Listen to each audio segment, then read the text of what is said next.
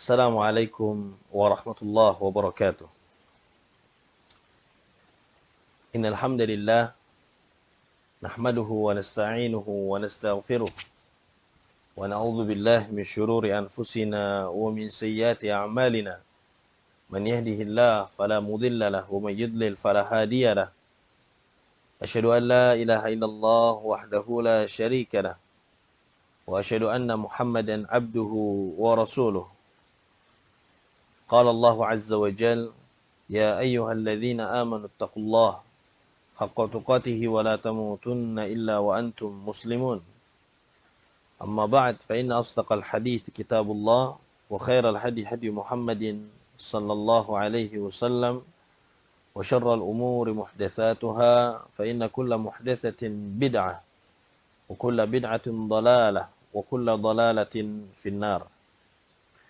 Ayyuhal ikhwah wal akhwat min safi al-thamin al-mutawassit al-alif wal ba' rahimani wa rahimakumullah. Alhamdulillah, kita bersyukur pada Allah Subhanahu wa taala atas segala limpahan nikmat yang masih Allah berikan kepada kita. Kalau bukan karena nikmat Allah Azza wa Jalla, kita tidak akan bisa hidup di muka bumi ini. Salawat serta salam tidak lupa kita selalu curahkan kepada Nabi yang mulia, Nabi Muhammad sallallahu alaihi wasallam, kepada keluarganya, para sahabatnya, serta orang-orang yang mengikuti beliau hingga hari kiamat kelak.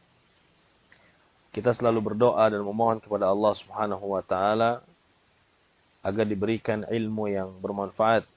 Allahumma inna nas'aluka ilman nafi'a wa rizqan thayyiba wa amalan mutaqabbala. Allahumma 'allimna ma yanfa'una wanfa'na bima 'allamtana wa zidna ilma. Ayyuhal ikhwah wal akhwat, kita akan lanjutkan pelajaran kita dari buku Aqidah dan Akhlak cetakan perpustakaan Al-Imam Syafi'i rahimahullah. Dan kita sudah masuki bab yang keempat dengan tema taubat. Ayyuhal ikhwah wal akhwat, a'azzani Allah wa iyyakum. Manusia adalah hamba yang banyak memiliki kesalahan.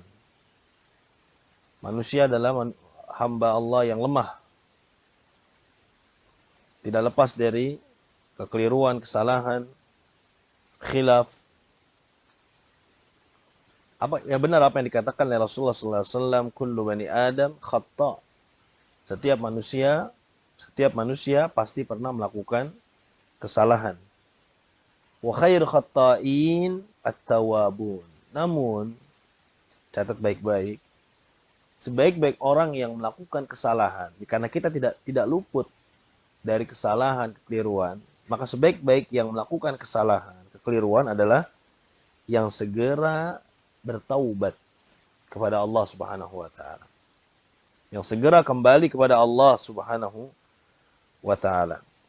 Karena kemaksiatan yang dilakukan oleh manusia itu akan menumbuhkan kemaksiatan-kemaksiatan yang lain jika tidak ditinggalkan. Bukan hanya itu, apabila seorang hamba, manusia, terus berbuat kemaksiatan, berbuat dosa, terus-menerus tidak bertobat kepada Allah Azza wa Jalla, maka ini akan mendatangkan murka, akan mendatangkan azab Allah, akan mendatangkan musibah. Jadi musibah yang menimpa kita itu disebabkan kita sendiri. Wa ma asabakum min musibah fabima kasabat aydikum. Musibah yang menimpa kalian adalah disebabkan oleh tangan-tangan kalian sendiri.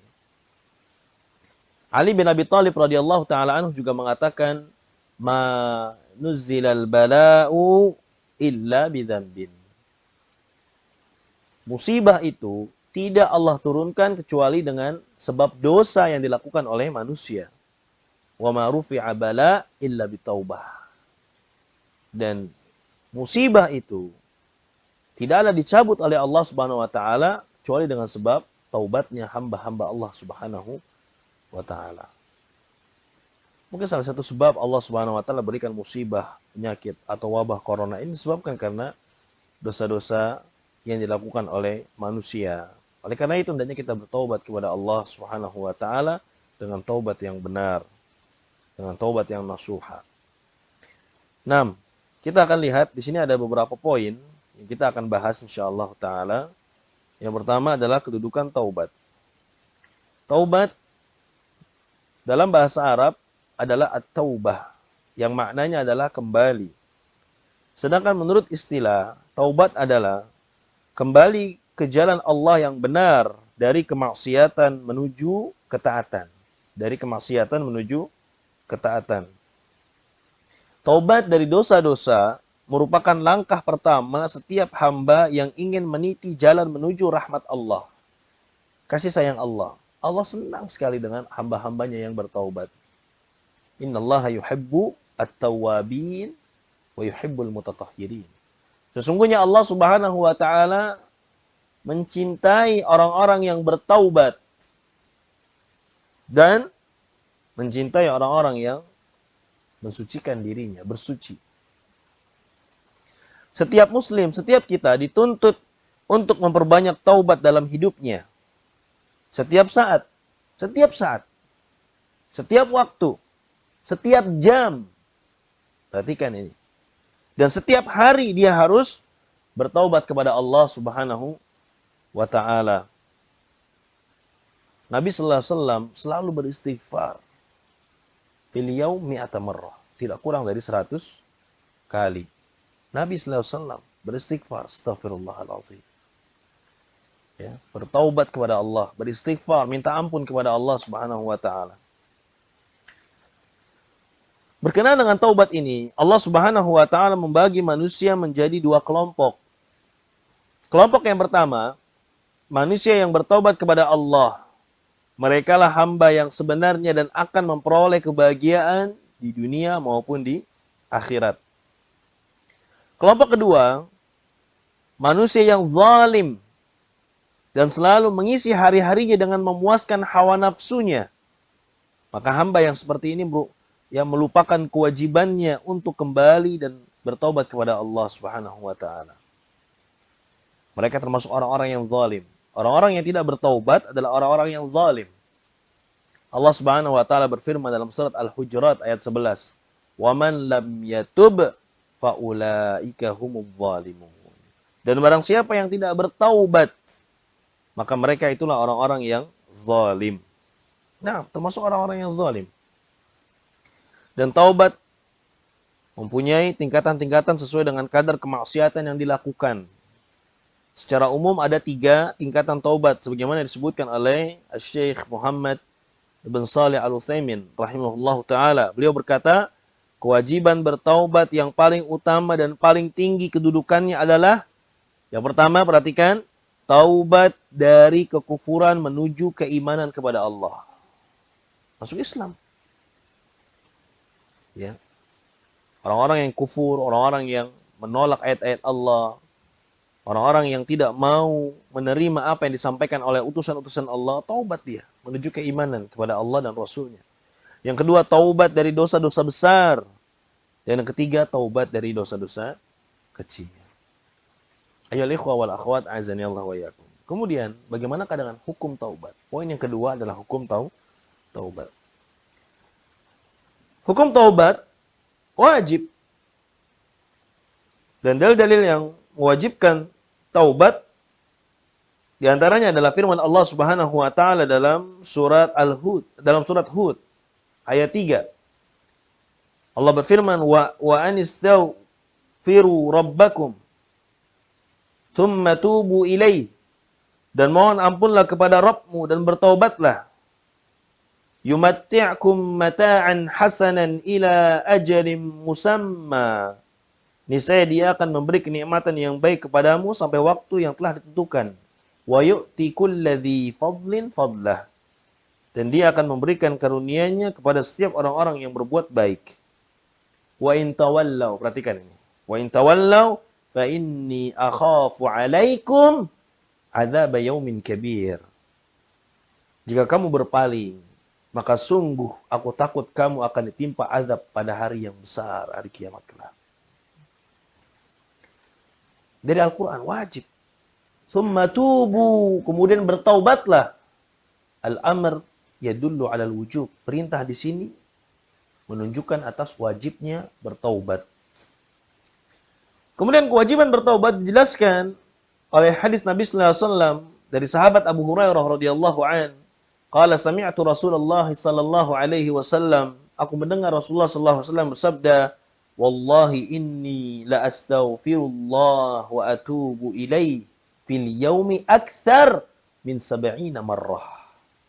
Demi Allah, kata Nabi sallallahu alaihi wasallam, sungguh aku meminta ampun kepada Allah dan bertaubat kepadanya setiap hari lebih dari 70 kali.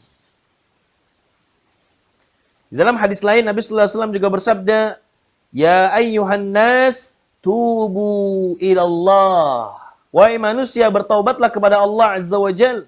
Fa inni atubu fil yaumi ilaihi mi'ata marrah. Sesungguhnya aku bertaubat kepada Allah dalam sehari 100 kali. Nabi sallallahu alaihi wasallam. Maka apalah daya kita, manusia biasa yang belum dijamin masuk surga. Banyak dosa, banyak maksiat. Setiap waktu kita selalu berbuat maksiat, berbuat dosa. Maka harus lebih lagi bertaubat, memperbanyak istighfar kepada Allah Azza wa Jalla.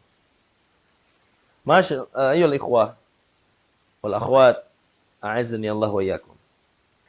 Yang ketiga, keutamaan taubat. Allah Subhanahu wa taala memerintahkan hamba agar bertaubat dan mengisi sisa umur mereka dengan kebaikan. Jika hal tersebut dilakukan, niscaya mereka akan mendapatkan banyak keutamaan.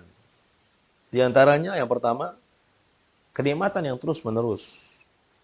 Orang yang bertaubat akan Allah anugerahi rezeki yang dapat dia nikmati dan manfaatkan untuk kemaslahatan hidup di dunia.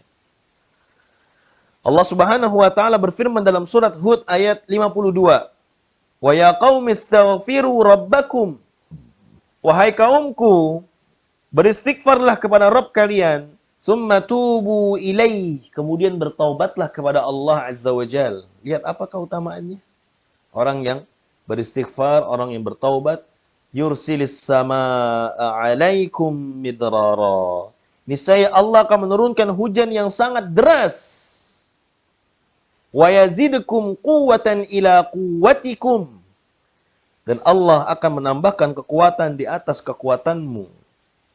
Wala tatawallaw mujrimin. Dan janganlah kamu berpaling menjadi orang-orang yang berbuat dosa. Ya.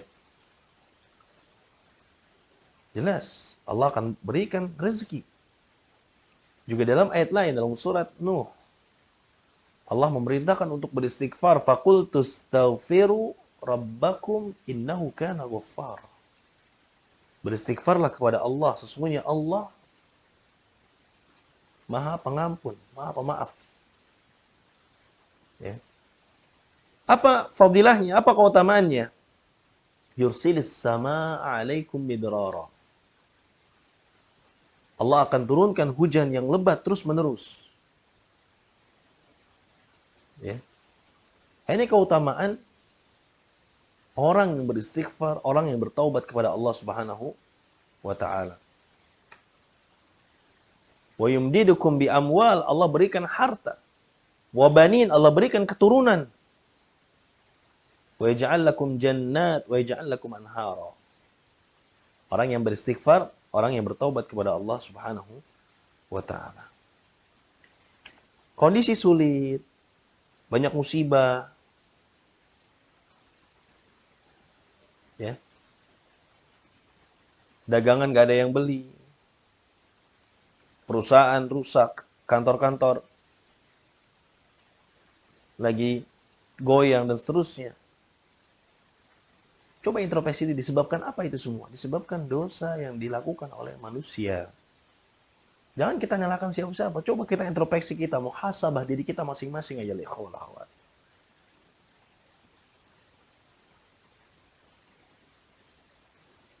Allah Subhanahu wa taala akan berikan keberkahan di langit dan bumi disebabkan mereka beriman, disebabkan mereka bertakwa kepada Allah. Apabila sebaliknya, maka Allah akan berikan musibah, kesulitan, kesusahan. Subhanallah. Dan itu kita rasakan. Ketika kita beribadah kepada Allah, bertobat kepada Allah, mendekatkan diri kepada Allah dengan sedekat-dekatnya, taat melaksanakan perintah-perintahnya, pasti ada kemudahan-kemudahan. Pasti Allah berikan rezeki. Itu pasti. Nas'alullah as-salam wal afiyah. Yang kedua, keutamaan taubat. Allah akan berikan karunia dan kemuliaannya di dunia dan di akhirat. Allah Subhanahu wa taala berfirman dalam surat Tahrim ayat 8. Ya ayyuhalladzina amanu tubu ila Allah taubatan nasuha. Asa rabbukum ayyukaffira 'ankum sayyi'atikum wa yudkhilakum jannatin tajri min tahtihal anhar. Wahai orang-orang yang beriman, bertaubatlah kepada Allah dengan taubat yang semurni-murninya. Mudah-mudahan Allah akan menghapus kesalahan-kesalahanmu dan memasukkan kamu ke dalam surga yang mengalir di bawahnya sungai-sungai. Pada ayat ini, Allah Subhanahu wa taala memerintahkan seluruh hamba agar bertaubat kepadanya dan dengan taubat yang nasuha. Dan Allah menjanjikan baginya dua hal. Yang pertama, dihapuskan dosa-dosa, dan yang kedua, dimasukkan ke dalam surga Allah yang mengalir di bawahnya sungai-sungai. Allah Akbar. Keutamaan yang besar, keutamaan yang agung bagi mereka yang bertaubat dan beristighfar kepada Allah Azza wa Jalla. Ayyuhal ikhwah wal akhwat, a'azzani Allah wa iyyakum. Kemudian yang selanjutnya, apa yang dimaksud dengan taubat nasuha? Sebagaimana yang Allah sebutkan di sini, taubatan nasuha. Al-Imam Ibnul Qayyim Al-Jauziyah rahimahullahu ta'ala menjelaskan bahwa taubat nasuha meliputi 3 perkara.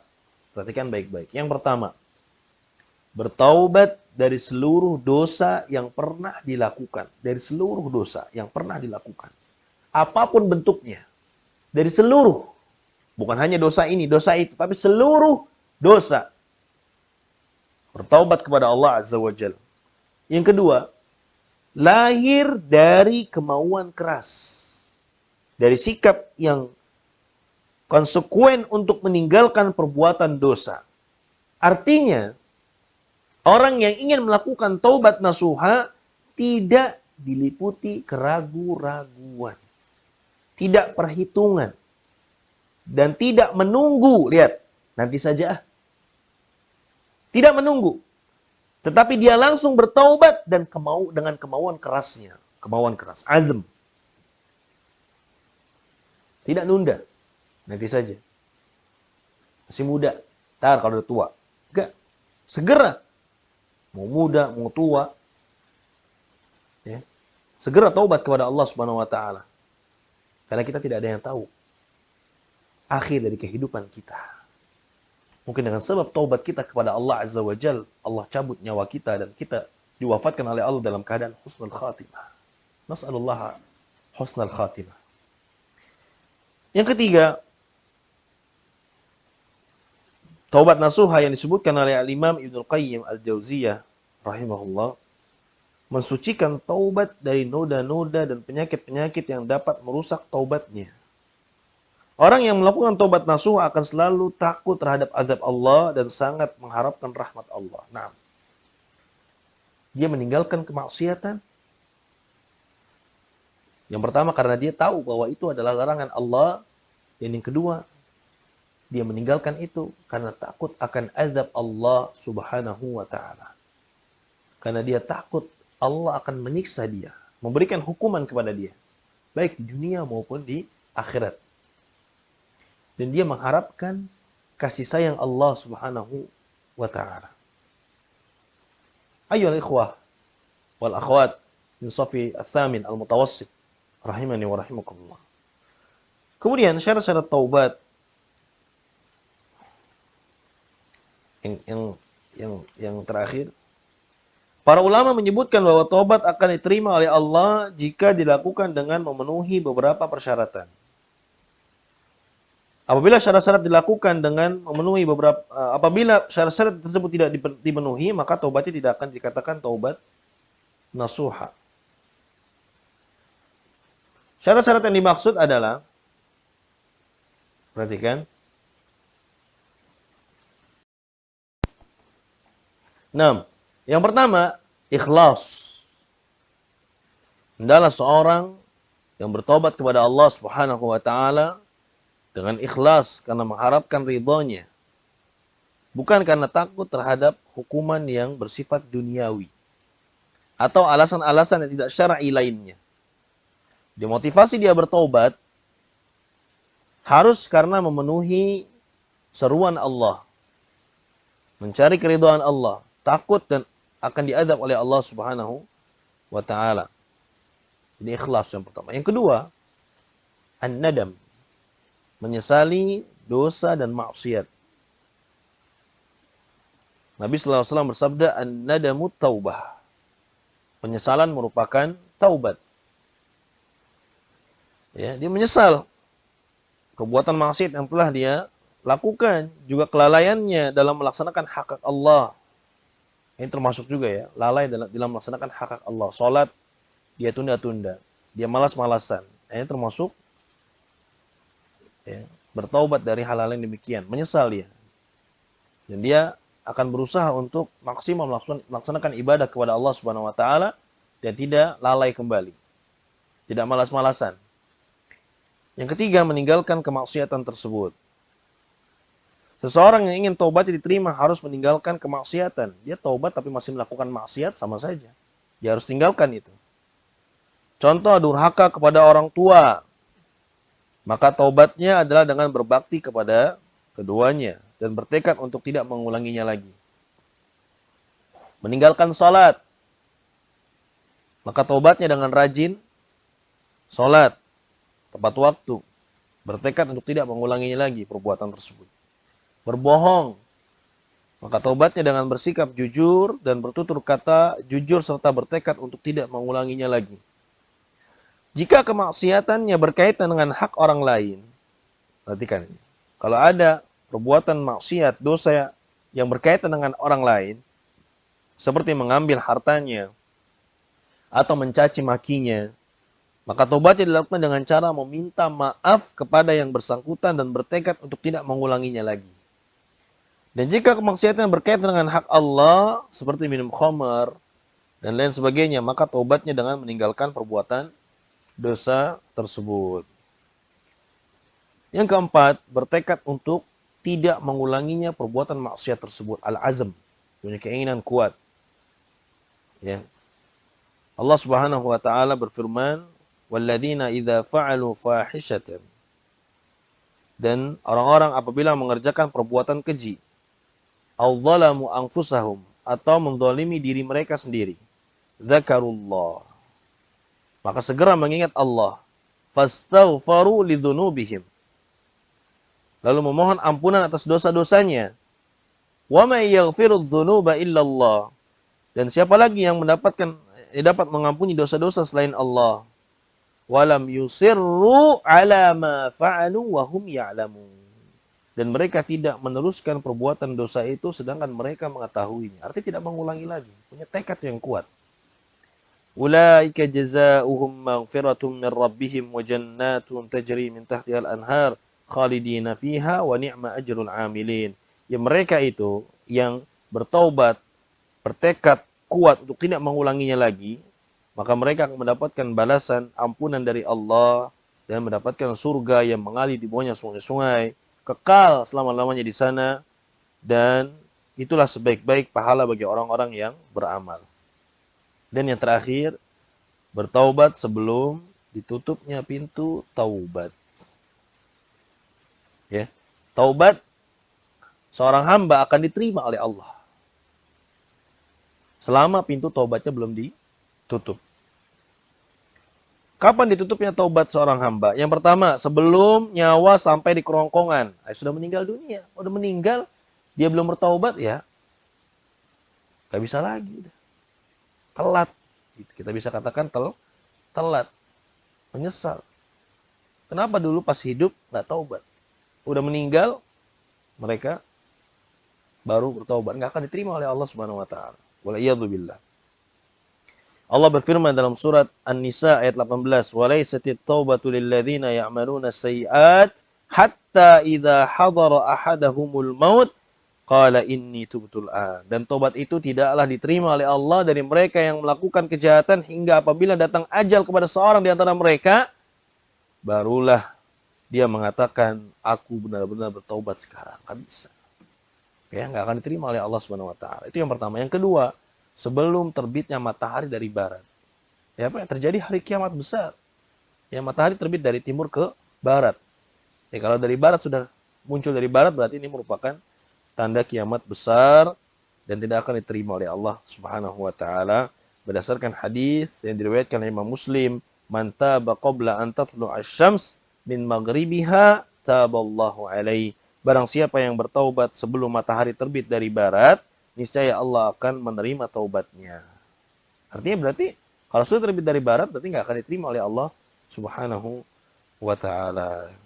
Ayyuhal ikhwah wal akhwat azani Allah wa iyyakum. Kewajiban bertaubat yang paling utama dan paling tinggi kedudukannya adalah taubat dari kekufuran menuju keimanan. Adapun yang kedua, taubat dari dosa-dosa besar, dan yang ketiga, taubat dari dosa-dosa kecil sebagaimana yang tadi sudah kita bahas. Kesimpulan nanti antuna baca sendiri. Kemudian uji kompetensi juga dikerjakan di buku tulis, kemudian difoto dan dikirim kembali ke Google Classroom, ya, topik tugas. Ya, jangan lewat WhatsApp. Dikumpulkan di Google Classroom topik tugas, ya. Insyaallah nanti Ustadz akan nilai.